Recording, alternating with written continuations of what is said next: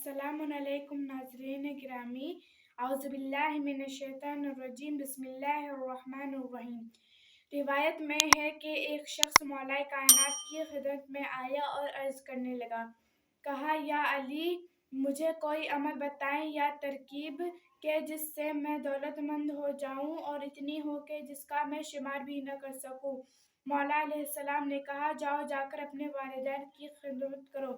پھر اس شخص نے کہا، بہت انعام چاہتا ہوں، شہرت اور مشہور ہونا چاہتا ہوں۔ پھر مولا علیہ السلام نے کہا، جاؤ جا کر اپنے والدین کی خدمت کرو۔ پھر اس شخص نے کہا، میں لوگوں کے دلوں پر راج کرنا چاہتا ہوں اور لوگ مجھ سے محبت کریں اور اپنے کاروبار میں ترقی چاہتا ہوں۔ مولا علیہ السلام نے کہا، جاؤ جا کر اپنے والدین کی خدمت کرو۔ اسی طرح اس شخص نے کئی بار دنیاوی خواہشات کو بیان کیا اور ہر بار مولا علیہ السلام نے کہا، جاؤ جا کر اپنے والدین کی خدمت کرو۔